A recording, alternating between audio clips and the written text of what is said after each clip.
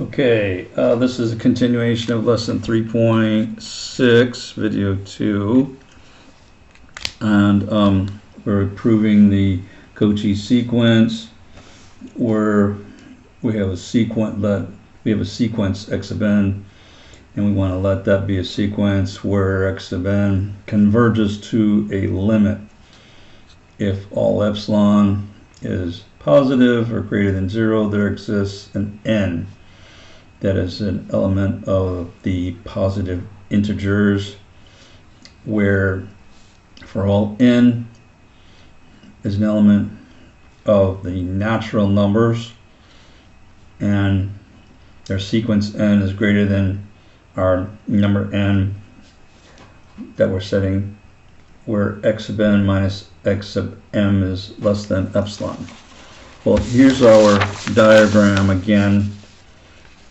So when we're saying that here we have this sequence, whether it be x sub n or x sub m, we're saying that's a sequence, and it converges to some point where we have an epsilon that's positive.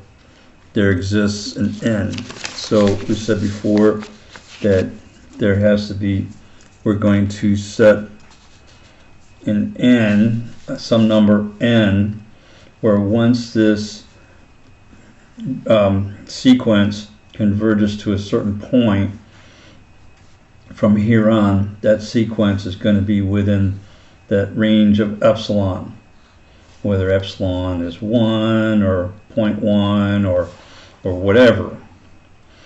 And so we're also saying that this n is a natural number, whereas this uppercase n is some number that is a positive integer.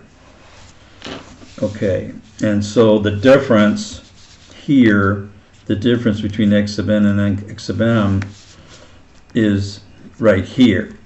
So the difference between these 2 points as they converge is going to be less than epsilon, but it's only going to be beyond wherever n is.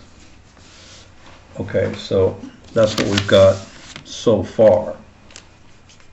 So in the Cauchy sequence, use black. So in the Cauchy sequence,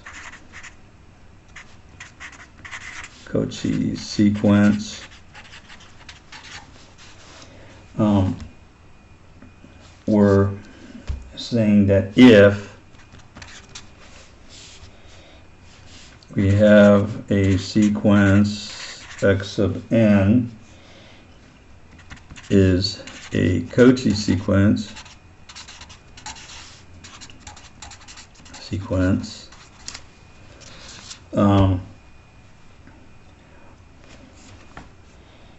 and if for all epsilon greater than 0 there exists an n that is an element of the integers, positive integers, where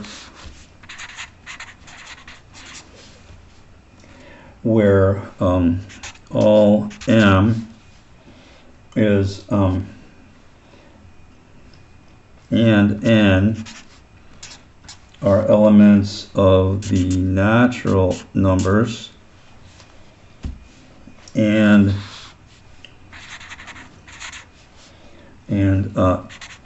our sequence n is greater than the uppercase n that we're setting for a limit. So in other words, this x sub n is going to be further, is going to be larger, it's going to be further to the right than our uppercase n.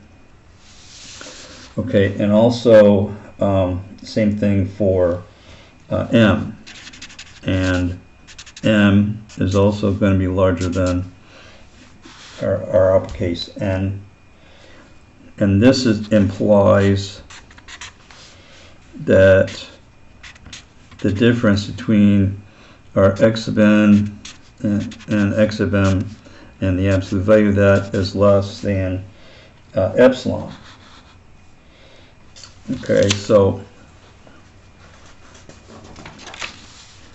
for the theorem,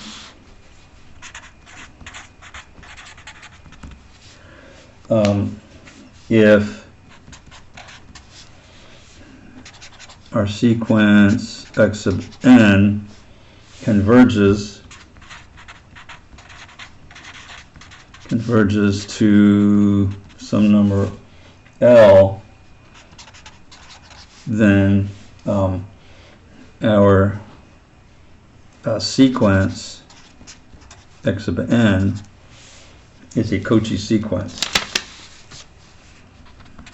Is a Cauchy sequence. Okay, and we can assume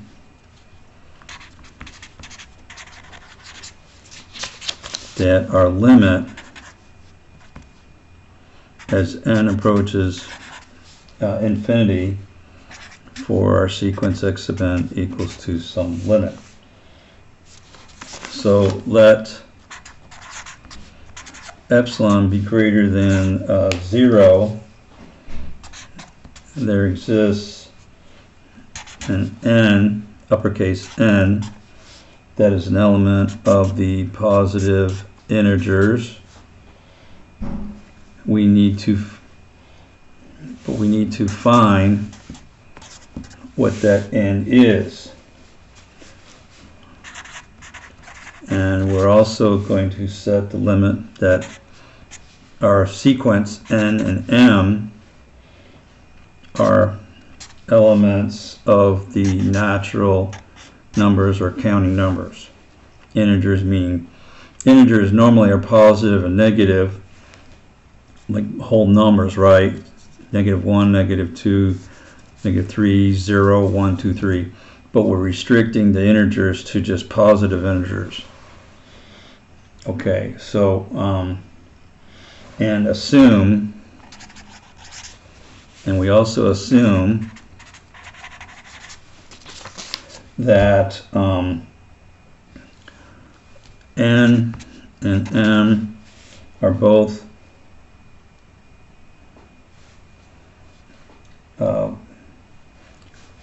well, let's do it this way. N is greater than uppercase n, and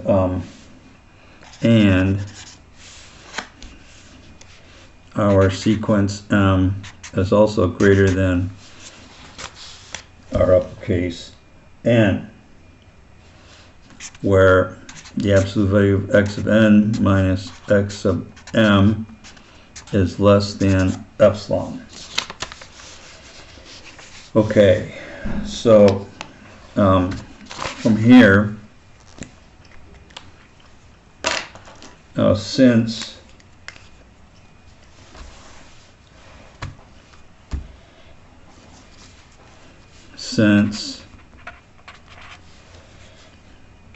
the absolute value of x sub n minus the limit is less than epsilon, we can also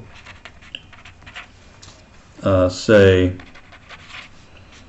that the absolute value of x sub m minus the limit is also less than epsilon for all n and m are greater than the uppercase n. Therefore, we can say the absolute value of x sub n minus x sub m is less than epsilon. So what we want to do is we want to get from here to here. So what we can do at this point, and we've done this before, is we can say, all right, we can make this x sub n plus or minus L, we can say x sub n minus L plus L minus x sub m, and that's less than epsilon. Okay, so from here, so I'm going to rewrite this x sub n, because I made a mistake here, minus L plus L minus x sub m. Okay, now if we subtract L and add L, that's the same thing as if we started with x sub n minus x sub m. So we haven't changed anything here. So from here, we can split this, and we can say that this is x sub n minus L plus L minus x sub m. So we said before in the triangle theorem that if we had the absolute value of a plus b, that's less than or equal to the absolute value of a plus the absolute value of b. So